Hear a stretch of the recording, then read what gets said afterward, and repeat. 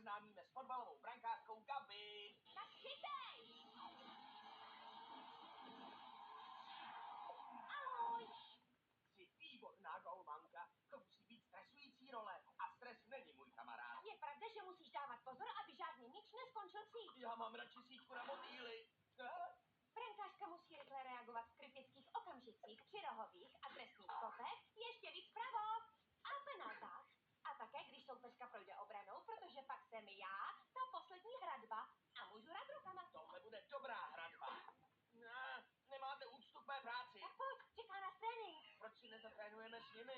My, brankářky, máme speciální trénink. Posilujeme svaly na břiše, na ramenou a na rukou. A také na nohou jako ostatní hráčky. Po námaze odpočine.